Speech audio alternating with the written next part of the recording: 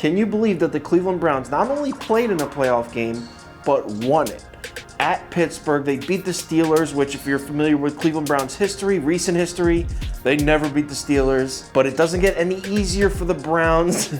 They're in Arrowhead now playing Pat Mahomes' lad and the Kansas City Chiefs, the 1 seed. They're coming off their bye week.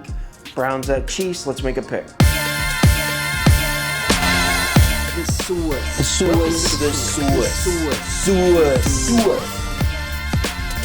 Okay, so this line actually opened up Kansas City minus 9.5. And if you're like, what? It did? I didn't see that.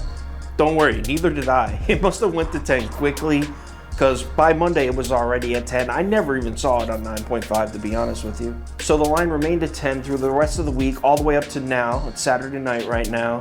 Bets and money were pretty much split down the middle, slowly moving towards Cleveland as the week progresses.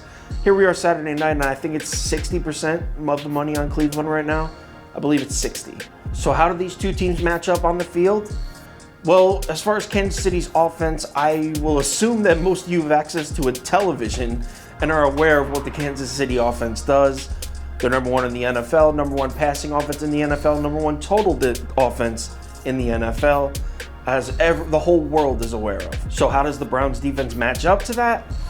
Well, the Browns passing defense has had, to put it delicately, they've had some problems. They've had some problems this season, but there's been a few games where the tricky Cleveland Browns defense actually shut down some decent passing games. They completely shut down Phil Rivers and the Colts. They completely shut down Derek Carr and the Raiders. And they completely shut down Deshaun Watson and the Texans passing offense. Although in that last one, it was like hurricane winds. You probably remember that game. It was like hurricane winds. So, asterisk next to the last one. But the point being, they are capable of shutting down a passing offense, a successful one. But all 3 of those games were all at home in Cleveland. And, I mean, this isn't Phil Rivers or Derek Carr. This is Pat Mahomes' lot. This is the Chiefs. This is Arrowhead in the playoffs. This is a different beast, Cleveland. But wait, hold up. How does the Browns offense match up against the Chiefs defense? Because, I mean, the Browns offense has been solid all year, and they're playing their best football right now. That offense is red hot. We know they heavily rely on Nick Chubb and Kareem Hunt in the running game. But yo, props to Baker Mayfield, because he's been playing his ass off too. I know everyone hates Baker Mayfield, but you got to give him some credit. In recent, maybe the last few weeks, especially last week, he's been playing well. So how does the Chiefs defense match up to that? The answer is, okay. I mean, the Chiefs run defense is about average, maybe slightly below average. It's not good by any means, but I wouldn't call it terrible. The problem with the Chiefs' defense against the run is their defensive line, which is crazy to say because if you take out Patrick Mahomes, the Chiefs' 2 highest paid players are defensive linemen, Frank Clark and Chris Jones. But that defensive line is built to rush the passer. Chris Jones is a horrible tackle against the run. Frank Clark is okay against the run, but Chris Jones, who's a $20 million defensive lineman, he's a pass rush specialist. He's not good against the run. Frank Clark and Chris Jones have 8 tackles for a loss this year and 4.5 tackles for a loss this year. That's 12.5 total tackles for loss between them for 2 $20 million a year defensive linemen. There's like 15 players this year that have more than that just by themselves. The Browns offensive line on the other side, they're big, they're physical, and they're good, man. They're really good. As far as running the ball, I think the Browns have the best offensive line in the entire league. The Chiefs defense is going to have serious problems getting off the field and stop the Browns from moving the chains in this game. All right, before the pick, everyone's been asking me to do these, so I'm taking under 57.5. And I'm not saying there's not going to be a lot of scoring, but I just think there's going to be a lot of field goals, which will keep it under the 57.5 total. And for the prop bet, Myles Garrett has been silent for 2 or 3 games now. It's really out of character for him. He's kind of flown under the radar this year because he missed some games. His stats are still all right for missing a few games. I think he still has 12 or 13 sacks. But he's been silent recently, so prop bet, I'm taking over a half sack for Myles Garrett. I think it's at minus 117. The other prop bet, over 3.5 field goals in this game. And as far as the pick, I feel like this is an easy one.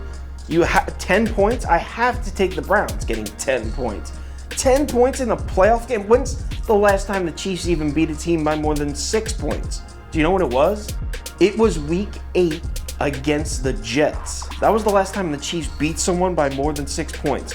Their games have been as follows. They beat the Panthers by 2. They beat the Raiders by 4. Then they beat the Bucks by 3. They beat the Broncos by 6.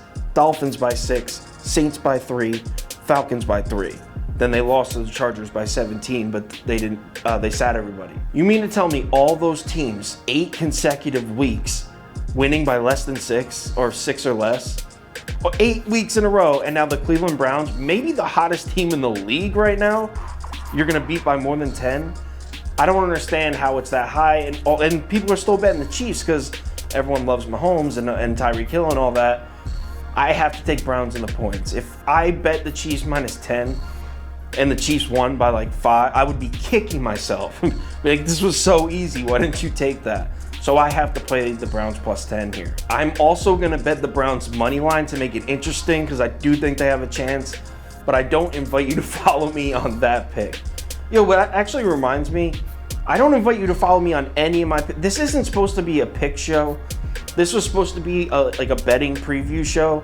And what happened was I did a few, and every single comment and all the DMs were like, what's your pick? So what's the pick? So what's the pick? Like, that's all everyone wanted to know was what my pick was. So then I included it at the end, and then I slapped a free pick label on the thumbnail, and then boom, thousands of views.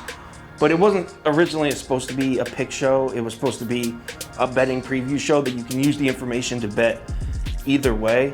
So if you are fading my pick, awesome, man. Let me know in the comments. I'm not trying to, this isn't like a here's my pick, you better bet it. It's not supposed to be like that. If anything changes with the pick, I'll post it on my Instagram story and Twitter. So make sure you check those two out just to see there's no last minute changes. Let's go Brownies.